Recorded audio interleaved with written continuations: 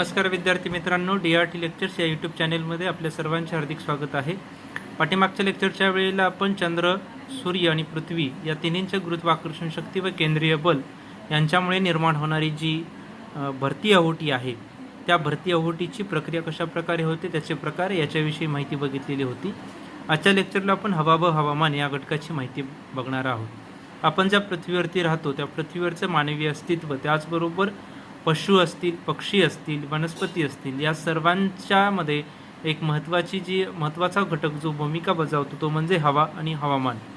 या हवा व हवामानाची निर्मिती कशा प्रकारे होते, त्याची संकल्पना काय आहे, याचे पृथ्वीवरती असणारे प्रमुख विभाग कोणते आहेत आणि त्याची निर्मिती कशा प्रकारे होते ते आपल्याला या ठिकाणी आजच्या लेक्चरला बघायचं आहे. आता या ठिकाणी आपण पाहतो की सूर्यापासून निघणारी जी सूर्यकिरणं आहे ती सूर्यकिरणे आपल्या पृथ्वीवरती येतात आणि आपल्या पृथ्वीवरती आल्यानंतर या सूर्यकिरणांच्या पासून आपल्याला उष्णता मिळते व याचाच परिणाम आपल्या मानवी जीवनावरती झालेला पाहायला मिळतो. परंतु याच्या पाठीमागं असणारी हवा व हवामानाची संकल्पना अत्यंत महत्त्वाची आहे, कारण आपण दैनंदिन जीवन जगत असताना हवा व हवामान या दोन्ही घटकांचा त्या ठिकाणी असणारा महत्त्वाचा फरक त्याच्यामध्ये किंवा भूमिका असलेली आपल्याला पाहायला मिळते. तेच आपण आजच्या या लेक्चरला बघायचं आहे. परीक्षेच्या दृष्टिकोनातून हवा व हवामानाच्या संदर्भात असणारे महत्त्वाचे घटक या ठिकाणी आपण बघणार आहोत. या ठिकाणी आपण हवा म्हणजे काय आता बघणार आहोत. हवा म्हणजे एखाद्या ठिकाणची विशिष्ट वेळेला असणारी वातावरणाची स्थिती म्हणजे हवा होय. हवा म्हणजे काय, एखाद्या ठिकाणी विशिष्ट वेळेला म्हणजे आता जी वेळ आहे किंवा एखादी तुम्ही विशिष्ट वेळ एखादी पकडली, एखादा वार पकडला, त्या दिवशीचे जर टाईम पकडलं तर त्या टायमिंगला असणारी हवेची जी स्थिती असेल किंवा वातावरणाची स्थिती असेल, त्या वातावरणाच्या स्थितीला आपण हवा असं म्हणतो. आता याचं दुसरं महत्त्वाचं वैशिष्ट्य म्हणजे हवा ही अल्पकालीन स्थिती आहे, म्हणजे एखाद्या विशिष्ट वेळेला असणारी ती स्थिती आहे, म्हणून ती अल्पकालीन स्थिती, त्यालाच आपण हवा असं म्हणतो. उदाहरणार्थ थंड हवा, दमट हवा, कोरडी हवा, त्याचबरोबर दमट हवा हे याचे महत्त्वाची उदाहरणं असलेली पाहायला मिळतात.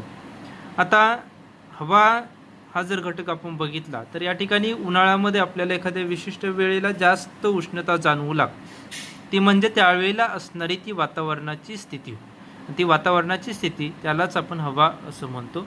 यानंतरचा दुसरा महत्त्वाचा घटक आहे तो म्हणजे हवामान. आता हवामान म्हणजे काय, तर वातावरणाची जी दीर्घकालीन स्थिती असते त्या दीर्घकालीन स्थितीला आपण हवामान असं म्हणतो. हवा आणि हवामान या दोन्हींच्या मध्ये असणारा महत्त्वाचा हा फरक आहे. हवा म्हणजे ही अल्पकाळाची स्थिती आहे, तर हवामान ही दीर्घकाळाची स्थिती आहे. कारण हवा ही एखाद्या विशिष्ट वेळेला असते, तर हवामान हे एखाद्या ठराविक कालावधीचा पूर्ण अभ्यास करून ठरवले गेलेले अनुमान असते. हवा ही आपण सर्वजण ठरवू शकतो, परंतु हवामानाची स्थिती आहे ती हवामानाची स्थिती हे जे हवामान तज्ज्ञ आहेत ते हवामान तज्ज्ञ त्या ठिकाणी ठरवू शकतात. आता या ठिकाणी हवा आणि हवामान हे दोन घटक भूगोलाच्या दृष्टिकोनातून महत्त्वाचे आहेत, कारण भूगोल हा विषय जरी छोटा असला तरी याच्यामध्ये हवा व हवामान या घटकांच्यावरती असणारा महत्त्वाचा विषय किंवा महत्त्वाची एक वेगळी शाखा आहे, ती म्हणजे हवामानशास्त्र, त्यालाच आपण क्लायमेटॉलॉजी असं म्हणतो. याच्यामध्ये या पूर्ण सर्व संकल्पनांचा अगदी सविस्तरपणे त्या ठिकाणी अभ्यास केला जातो. आता हवामान म्हणजे हवेची दीर्घकालीन स्थिती असते, म्हणजे एखाद्या ठराविक विशिष्ट कालावधीचा पूर्णपणे अभ्यास केला जातो. विशिष्ट कालावधी म्हणजे किती, तर विशिष्ट कालावधी म्हणजे जवळपास 10 ते 15 वर्षांचा त्या ठिकाणी कालावधी घेतला जातो. त्या 10 ते 15 वर्षाच्या कालावधीमध्ये त्या ठिकाणी हवेची स्थिती कशी आहे, त्या हवेच्या स्थितीवरून त्या ठिकाणी त्या प्रदेशाचं हवामान ठरवलं जातं. एखाद्या प्रदेशाचे हवामानशास्त्रज्ञांकडून हवेचे अनेक वर्ष निरीक्षण केले जाते. हवामानाची स्थिती कशी ठरवली जाते, तर एखाद्या प्रदेशाचे हवामानशास्त्रज्ञांकडून हवेचे अनेक वर्ष निरीक्षण केले जाते आणि या अनेक वर्षाच्या निरीक्षणावरून त्या ठिकाणी हवामानाची स्थिती ठरवली जाते. हवेची स्थिती ही हवामानशास्त्रज्ञांच्याकडून निश्चित केलेली आपल्याला पाहायला मिळते. उदाहरणार्थ शीत व कोरडे हवामान, उष्ण व दमट हवामान ही हवामानाचे प्रामुख्याने अशा प्रकारचं हवामान आपल्याला असलेलं पाहायला मिळतं. ही हवेची दीर्घकालीन स्थिती आहे, जास्त कालावधीचा अभ्यास करून ठरवली गेलेली स्थिती आहे. म्हणून या ठिकाणी हवा आणि हवामान हे 2 घटक महत्त्वाचे आहेत. त्यानंतर आपल्याला पुढचे महत्त्वाचा घटक बघायचा आहे, तो म्हणजे हवेची अंगे. या हवेवरती कोणकोणते घटक परिणाम करतात किंवा हवा ही निर्माण होण्याच्या पाठीमागे कोणते घटक कारणीभूत आहेत? तर पहिला आहे तो म्हणजे तापमान. सूर्यापासून जी मिळणारी उष्णता आहे ही उष्णता, त्याचबरोबर वायुदाब, हवेचा दाब, वारे, आर्द्रता, वृष्टी म्हणजे पाऊस, अक्षवृत्तीय स्थान म्हणजे पृथ्वीवरती एखाद्या प्रदेशाचं अक्षवृत्तांच्या संदर्भात असणारं स्थान, समुद्र सपाटीपासूनची उंची, समुद्र सानिध्य, सागरी प्रवाह, त्याचबरोबर जमिनीचा प्रकार कोणता आहे, हे घटक याच्यामध्ये प्रामुख्याने परिणाम करत असलेले पाहायला मिळतात. आता आपण हे घटक सविस्तर पद्धतीने या ठिकाणी अभ्यासणार आहोत. आता याच्यातील सगळ्यात पहिला महत्त्वाचा घटक आहे तो म्हणजे तापमान. पृथ्वीच्या पृष्ठभागाला सूर्याची उष्णता मिळते. आता आपण ज्या पृथ्वीवरती राहतो त्या पृथ्वीवरती राहत असताना पृथ्वीचा जो पृष्ठभाग आहे त्या पृथ्वीच्या पृष्ठभागाला हे सूर्यापासून उष्णता मिळते. त्यामुळे पृथ्वीचा जो पृष्ठभाग आहे तो पृष्ठभाग तापतो आणि ह्या तापल्यानंतर जे पृष्ठभागाच्या लगतचे जे हवेचे थर आहेत ते हवेचे थर गरम होतात आणि हवेचे थर गरम झाले की ते हवेचे थर हलके होतात आणि हलके झाले की ते आकाशामध्ये निघून जातात. त्यामुळे हवेचं तापमान त्या ठिकाणी कमी होतं. त्यामुळं तापमान जो आहे तो तापमान हवा निर्माण करण्याच्या पाठीमागे एक महत्त्वाचा कारणीभूत असलेला घटक आपल्याला पाहायला मिळतो. त्याचबरोबर दुसरा महत्त्वाचा घटक आहे तो म्हणजे वायुदाब. हवेला वजन असतं. आपण जर हवा बघितली तर हवेला वजन असतं, त्यामुळे हवेचा दाब निर्माण होतो. आता तुम्ही जर एखाद्या ठिकाणी जर एखादा अत्यंत सूक्ष्म वजन करणारा जर तराजू पाहिला आणि तुम्ही जर त्याच्यावरती तोंडाने फुंकर मारली तर त्या ठिकाणी तुमच्या हवेचा दाब आहे की नाही ते तुम्हाला जाणवतं, कारण त्या हवेच्या दाबानुसार तुमच्या त्या ठिकाणी ते वजन पकडलं जातं.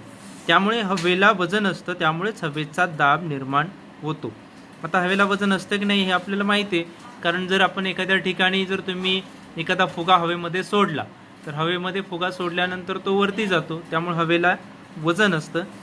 त्याचबरोबर हवेला जे वजन असतं त्या वजनालाच आपण वायुदाब असं म्हणतो, त्यालाच इंग्रजीमध्ये एअर प्रेशर्स असं म्हणतात.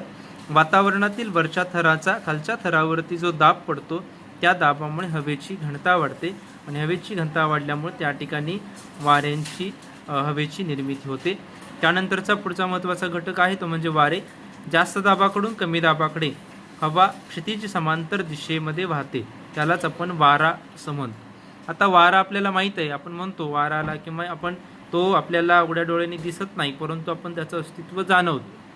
म्हणजे बाहेर जर आपण झाडांची पानं बघितली तर ती वारा आल्यानंतर ती हलतात, परंतु हे वारा म्हणजे काय, तर वारा म्हणजे एखाद्या जास्त दाबाच्या प्रदेशाकडून कमी दाबाच्या प्रदेशाकडे हवेचं क्षितिज समांतर ज्या ठिकाणी वहन होतं त्यालाच आपण वारा असं म्हणतो.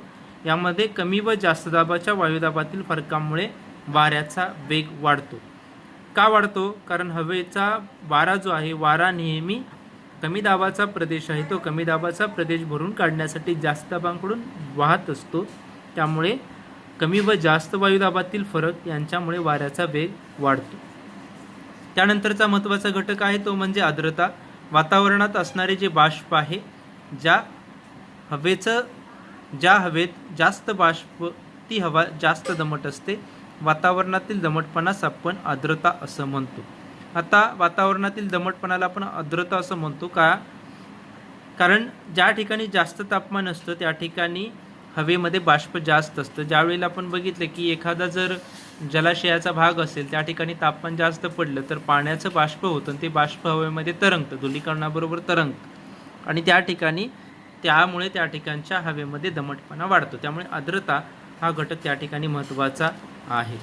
त्यानंतर वृष्टी म्हणजेच पाऊस. हवेतील बाष्पाचे व हिम, हवेतील जे बाष्प आहे त्या बाष्पाचं पाणी आणि हिम यांच्यामध्ये रूपांतर होतं आणि ते रूपांतर झाल्यानंतर पुन्हा ते घटक पृथ्वीवरती येतात, त्यालाच आपण वृष्टी असं म्हणतो. त्यामुळे या ठिकाणी वृष्टी हा घटकसुद्धा हवेवरती परिणाम करत असलेला आपल्याला पाहायला मिळतो. त्याचबरोबर इतर काही घटक आहेत. या इतर घटकांच्यामध्ये असणारे घटक ते म्हणजे अक्षवृत्तीय स्थान. आपण पृथ्वीवरती जी अक्षवृत्त आहे त्या अक्षवृत्तानुसार विषुवृत्तावरती गेला की जास्त उष्णता आहे, ध्रुवावरती गेला की कमी उष्णता आहे.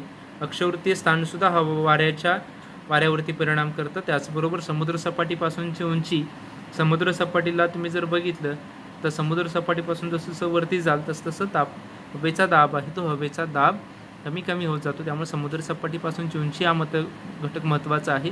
समुद्र सानिध्य, समुद्राच्या काठापासून तुम्ही जसे दूरवरती जाल तसा हवा ही बदलत जाते किंवा हवेचा परिणाम होतो. सागरी प्रवाह, आपल्या पृथ्वीवरती असणारे समुद्र याच्यामध्ये 2 महत्त्वाचे प्रवाह आहेत, उष्ण आणि शीत प्रवाह. हे सागरी प्रवाह सुद्धा हवेच्या वरती परिणाम करतात. जमिनीचा प्रकार, जमीन कोणत्या प्रकारची आहे किंवा जमिनीमध्ये कोणत्या प्रकारची खनिजे आहेत हा सुद्धा घटक या ठिकाणी हवेवरती परिणाम करत असलेला पाहायला मिळतो. आता ही या ठिकाणी हवा व हवामानाच्या संदर्भात असणारी महत्त्वाची संकल्पना झाली. आता याच्यानंतरचा जो भाग आहे हा भाग एक क्रमांकाचा. याच्यानंतरचा दुसरा भाग आहे तो तापमान. या तापमानाचं होणारं वितरण, त्याच्यावरती कारणीभूत असलेले घटक, त्याचबरोबर तापमानाचे जे पट्टे आहेत ते तापमानाचे पट्टे आपण या पुढच्या लेक्चरला पाहू. धन्यवाद.